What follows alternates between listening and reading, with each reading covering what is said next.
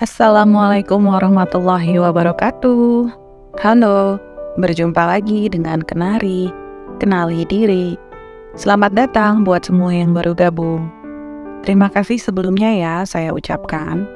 Jika melepaskan adalah tindakan yang dilakukan dengan tujuan mencapai kedamaian batin, kemungkinan besar akan mengalami ketenangan yang bersifat sementara. Dan yang bersifat sementara ini tidak akan menghasilkan dan tidak menyebabkan pergeseran kesadaran diri yang lebih tinggi. Akan tetapi, jika melepaskan terjadi secara alami dan sebagai respons terhadap penerimaan diri bahwa kedamaian adalah hal yang mendasar dan satu-satunya realitas sejati, maka kedamaian batin yang abadi dapat tercapai. Melakukan atau mencari konsep kedamaian dengan mengalami kedamaian itu sesuatu yang berbeda. Melakukan atau konsep let go, letting go dalam melepaskan adalah tindakan yang berdasarkan egosentris yang muncul dari keadaan kekurangan. Mungkin kita sedang menginginkan sesuatu, jadi kita merasa dan mengetahui hanya dengan let go atau dengan melepaskan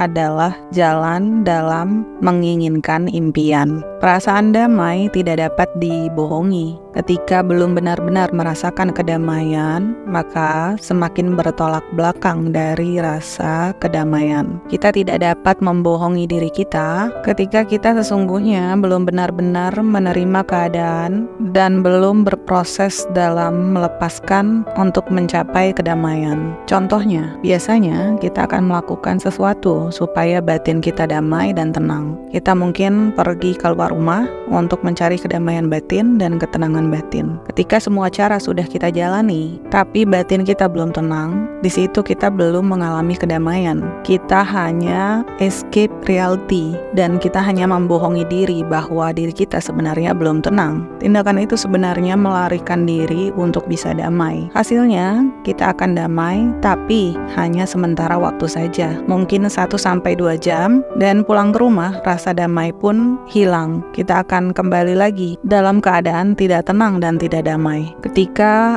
tindakan itu kita rasa tidak berdampak lagi dalam mencapai kedamaian, dan kita akan merasa lelah dalam membohongi diri, hati, dan jiwa kita, kita menjadi tidak akan mencari kedamaian untuk mencapai kedamaian. Kita akan menerima rasa yang ada terlebih dahulu. Misalnya, rasa yang timbul saat itu adalah lelah, bosan, putus asa, gelisah, khawatir. Rasa tersebut yang akan kita rasakan terlebih dahulu sampai rasa itu berubah dan hilang. Kita harus membiarkan jiwa kita merasakan rasa itu terlebih dahulu. Selanjutnya, diri kita akan mengetahui dengan sendirinya rasa apa yang harus dirasakan selanjutnya, sehingga kita tidak lompat ke hasil akhir, yaitu kedamaian. Ketika semua rasa dan keadaan telah diterima, maka selanjutnya diri batin kita akan dipandu oleh diri sejati untuk merasakan rasa yang masih perlu dirasakan, dan seterusnya sampai rasa yang timbul menghasilkan rasa damai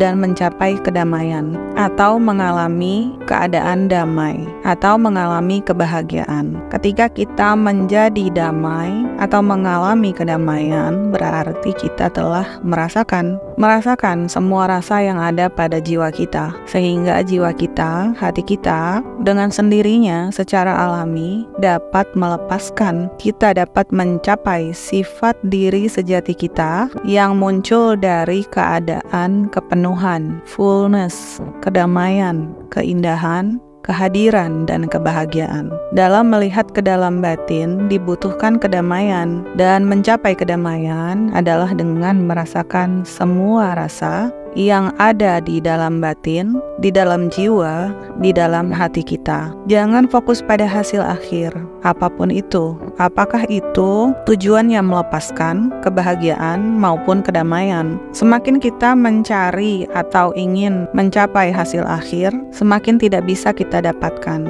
Kedamaian adalah realitas diri sejati yang sudah ada dalam diri. Jadi, tidak perlu mencarinya. Begitu pula kebahagiaan. Semua itu sudah ada dalam diri. Kita tidak perlu mencari kebahagiaan. Begitu pula dengan kekayaan. Semua itu juga sudah ada dalam diri kita. Jadi, tidak perlu mencari. Yang diperlukan adalah memunculkan kedamaian, kebahagiaan, dan kekayaan itu sendiri. Memunculkan kedamaian, kebahagiaan, dan kekayaan bukan dengan mencari, tapi membiarkan diri kita menerima, merasakan sensasi rasa, sensasi emosi yang ada dalam diri untuk bisa berubah menjadi sebuah pemahaman yang dapat memahami sensasi rasa tersebut. Setelah memahami, maka kita dapat naik ke vibrasi melepaskan dan kedamaian, bahkan kekayaan, sehingga diri sejati dapat mencerminkan sifat-sifat ilahi lainnya. Ketika sifat-sifat Allah muncul dalam diri, seperti Maha Penyayang, Maha Pengasih,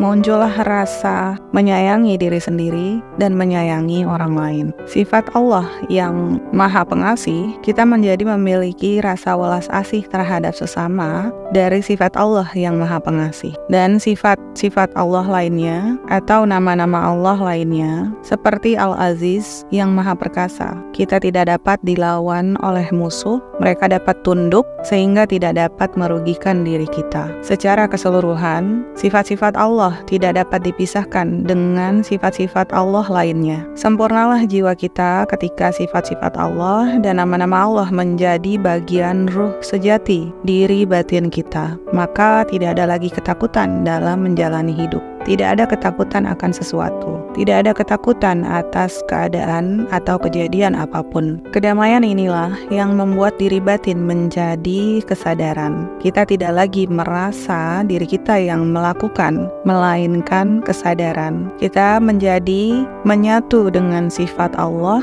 menjadi satu ketuhanan. Saya tidak mengatakan kita menjadi Tuhan, tapi kita menjadi sadar bahwa secara fisik kita ini tidak ada, kosong, tidak melakukan apa-apa, dan menjadi kesadaran. Demikianlah video Kenari hari ini. Semoga bermanfaat. Wassalamualaikum warahmatullahi wabarakatuh. Sampai berjumpa di video berikutnya. Bye.